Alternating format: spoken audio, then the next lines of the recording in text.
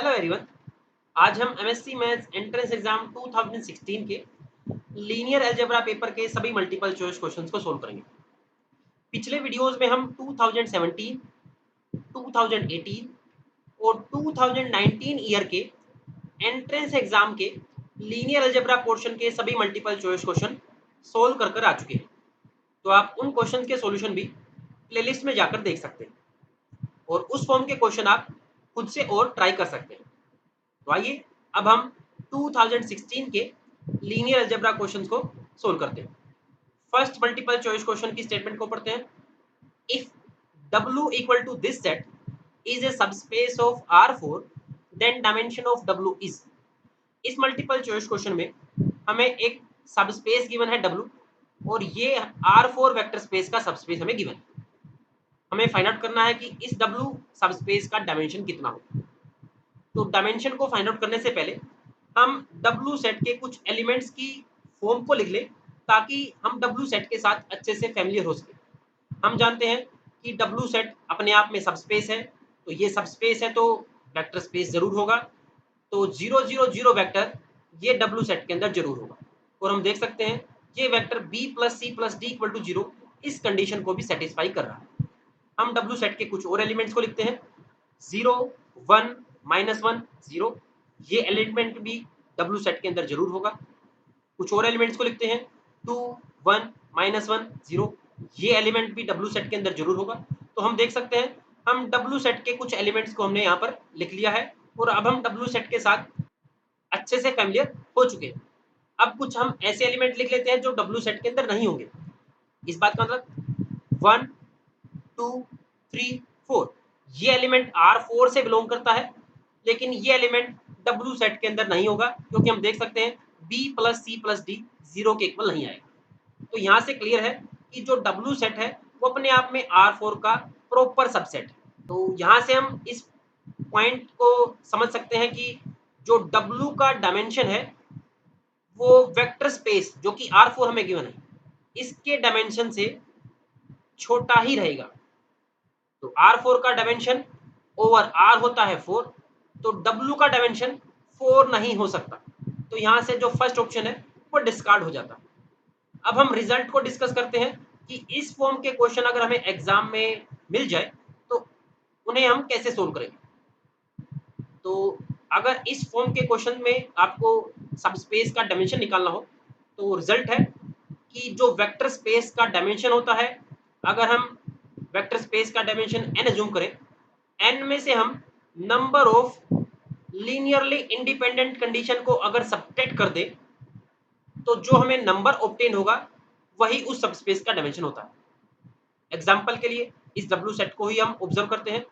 यहाँ पर n की वैल्यू 4 है क्योंकि वेक्टर स्पेस में R4 के इक्वल गिवन और number of linearly independent condition इस सबस्पेस में केवल एक ही कंडीशन है B plus C plus D equal to 0। केवल इस कंडीशन को सेटिस्फाई करने वाले एलिमेंट ही W सेट के अंदर होंगे, तो केवल एक ही कंडीशन है। तो 4 में से अगर हम 1 को सब्ट्रैक्ट करेंगे तो हमें ऑब्टेन होगा 3। तो W सेट का जो डायमेंशन होगा वो होगा 3। अब कुछ इंपॉर्टेंट पॉइंट को हम डिस्कस करते हैं जिन्हें स्टूडेंट्स पढ़ने में मिस्टेक करते हैं, जो कि ये रिजल्ट है। इस रिजल्ट में लिखा हुआ है कि अगर आपको इस फॉर्म के सबस्पेस का डायमेंशन निकालना हो तो डायमेंशन होगा वेक्टर स्पेस के डायमेंशन में से हम number of linearly independent conditions को सब्ट्रैक्ट कर देते हैं। तो स्टूडेंट्स कई बार लीनियरली इंडिपेंडेंट वर्ड को नहीं पढ़ते। इसका इफेक्ट क्या होता है एक बार हम उसको ऑब्जर्व कर लेते हैं। अगर हमें W सेट यही गिवन होता और इस W सेट में एक और कंडीशन लिखी होती 2 into B plus C plus D equal to 0, तो देख सकते हैं अब इस W सेट के अंदर दो कंडीशन है, लेकिन ये दोनों की दोनों कंडीशन लीनियरली इंडिपेंडेंट नहीं है क्योंकि फर्स्ट कंडीशन को ही 2 से मल्टीप्लाई करके हमने सेकंड कंडीशन को बनाया है। तो अब W सेट का डायमेंशन 3 ही रहेगा। W सेट का अब डायमेंशन 4 - 2 2 के इक्वल नहीं होगा। तो हमें इस लीनियरली इंडिपेंडेंट वर्ड को बड़ी केयरफुली समझना है। तो अगर हमें इस फॉर्म के सबस्पेस का डायमेंशन निकालना आ जाए तो सबसे पहले हमें जो कंडीशंस गिवन है उन कंडीशंस को हम चेक करेंगे कि क्या वो कंडीशंस लीनियरली इंडिपेंडेंट है या फिर लीनियरली डिपेंडेंट है। अगर लीनियरली डिपेंडेंट है तो हम फाइंड आउट करेंगे कितनी कंडीशंस उन कंडीशंस में से लीनियरली इंडिपेंडेंट है और उतनी ही कंडीशंस को हम n में से सब्ट्रैक्ट करेंगे। उम्मीद है आपको ये पूरा का पूरा कंसेप्ट अच्छे से क्लियर हुआ होगा और आप इस फॉर्म के क्वेश्चन आप खुद से ट्राई कर सकते हैं। नेक्स्ट मल्टीपल चॉइस क्वेश्चन को सोल्व करते हैं। In an inner product space V और F, the inequality modulus of inner product alpha beta less than equal to norm of alpha into norm of beta for all alpha beta belongs to V is called। हमें इस multiple choice question में solve करना है कि अगर किसी inner product space में हमें ये कंडीशन गिवन हो तो ये कंडीशन किस फेमस इनइक्वालिटी के नाम से फेमस है। तो इस इनइक्वालिटी को हम बोलते हैं स्वाज इनइक्वालिटी और काफी फेमस इनइक्वालिटी है। ट्रायंगुलर इनइक्वालिटी, बेसल्स इनइक्वालिटी, इन दोनों इक्वालिटीज को हम प्रीवियस ईयर्स के एंट्रेंस एग्जाम के क्वेश्चन जब हमने डिस्कस किए थे वहां पर भी इन इनइक्वालिटीज की हम स्टेटमेंट को डिस्कस करके आ चुके हैं। तो आप इन इनइक्वालिटीज की स्टेटमेंट को भी माइंड में अच्छे से क्लियर कर लें क्योंकि हम देख रहे हैं कि हर बार किसी ना किसी इनइक्वालिटी पर मल्टीपल चॉइस क्वेश्चन पूछा जा रहा है। नेक्स्ट मल्टीपल चॉइस क्वेश्चन को सोल्व करते हैं। If u and v are normal vectors in an inner product space V, then norm of u minus v is। हमें इस मल्टीपल चॉइस क्वेश्चन में u माइनस v वेक्टर की norm को calculate करना है और हमें u और v vector normal vectors given है। u और v नॉर्मल वेक्टर्स बोलने का मतलब है कि u और v आपस में ऑर्थोगोनल है, कि जब हम u और v का इनर प्रोडक्ट फाइंड आउट करेंगे तो हमें जीरो ऑब्टेन होगा।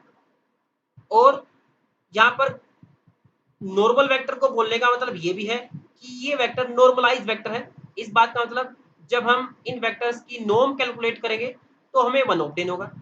तो नॉर्मल वेक्टर्स के लिए हमने इन दोनों पॉइंट्स को समझ लिया है। अब हम u माइनस वी वेक्टर की नॉर्म को फाइंड आउट करते हैं। जैसा कि हम जानते हैं अगर हमें u माइनस वी वेक्टर की नॉर्म फाइंड आउट करनी है तो हम यहाँ पर नॉर्म की डेफिनेशन को अप्लाई करते हैं।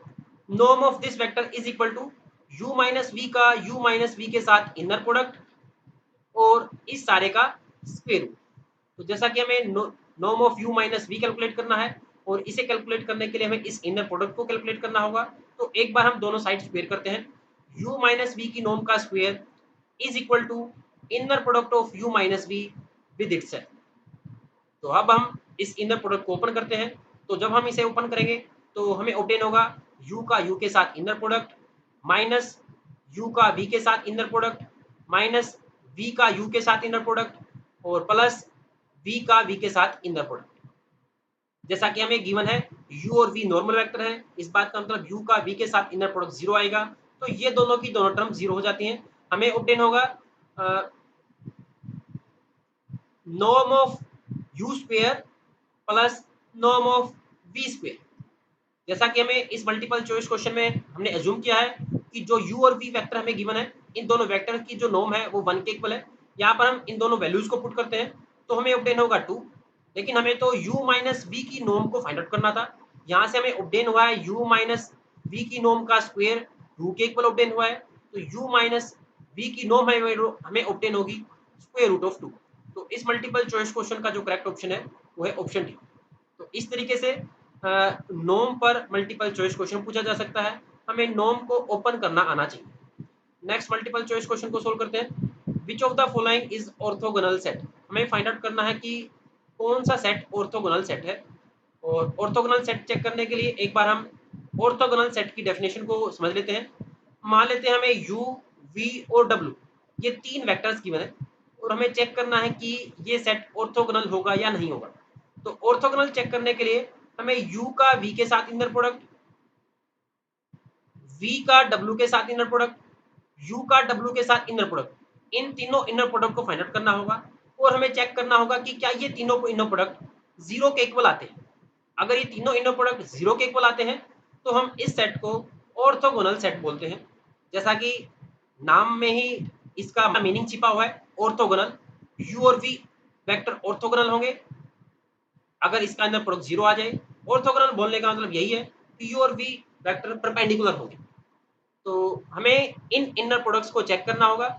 जो ऑप्शन इन इनर प्रोडक्ट को सेटिस्फाई करेगा कि इन सभी इनर प्रोडक्ट का आंसर अगर हमें 0 ऑब्टेन होगा वही सेट हमारा ऑर्थोगोनल सेट बनेगा। उम्मीद है आपको सभी के सॉल्यूशन अच्छे से क्लियर हुए होंगे। Thank you.